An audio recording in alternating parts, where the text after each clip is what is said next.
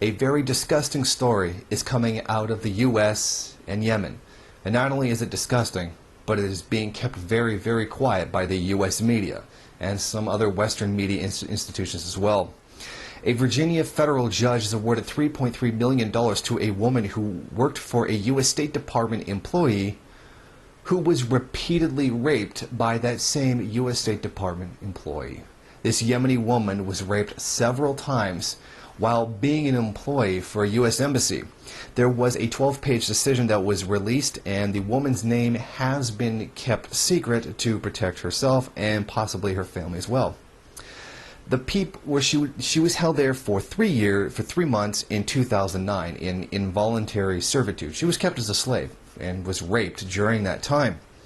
Linda and Russell Howard, the man working for the U.S., lured her to Tokyo in December 2008 with the promise of giving her a job of $200 a month of cleaning their home in the U.S. Embassy compound.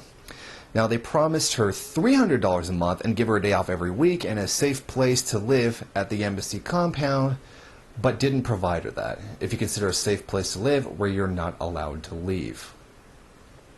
She was told that prior workers who did not go ahead and perform sexual services for her husband were fired. They threatened the woman with sending her back to Yemen, presumably at her own cost, if she didn't go ahead and perform sexual services for her husband, in addition to being held against her will and all of that. According to the court case, she was raped repeatedly, forced to work more than 80 hours a week, and was paid 88 cents an hour. In addition to the sexual abuse, Russell Howard, the embassy worker, would not let her practice her religion. I am assuming that if she's from Yemen, that she is Muslim, and she was banned from practicing her religion, in addition to being repeatedly raped. Now, the U.S. District Judge Liam O'Grady gave more details on the situation. At trial, the plaintiff testified that Russell Howard raped her at least 4 times, then forced her to perform oral sex approximately 10 times, and then repeatedly sexually assaulted her. Plaintiff testified that Linda Howard was complicit in her husband's sexual abuse, telling the plaintiff that she should gratify Russell Howard and make Russell happy. The Howards controlled the aspects of Miss Doe's life in Tokyo, including limiting her contacts with the outside world, monitoring her telephone calls, and generally forbidding her from leaving the house without being accompanied by one of them. Miss Doe was a virtual prisoner in the Tokyo apartment, and she was berated if she took too long to run short errands. Absolutely horrendous.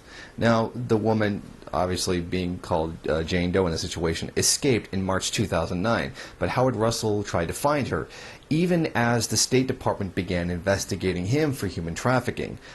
In order to be able to find her, he also filed false charges against her in order to get the state and various law enforcement agencies to assist in recapturing her.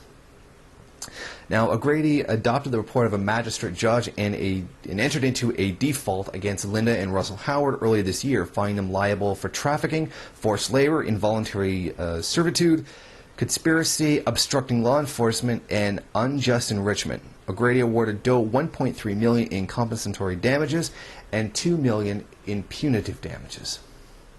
Unfortunately, this story of horrendous abuse by a U.S. State Department employee is being largely ignored by the mainstream media.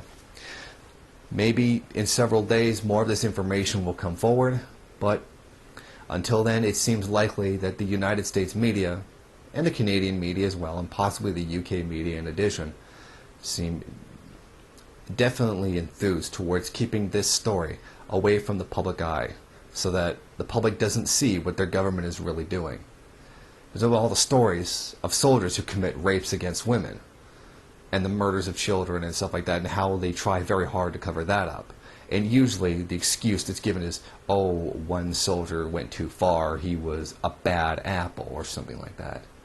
Or combat stress, post-traumatic stress caused them to act in this way. What excuse are they going to give for this man? This story should be spread around as much as possible so that the world, and most specifically the citizens of the United States, know what's going on.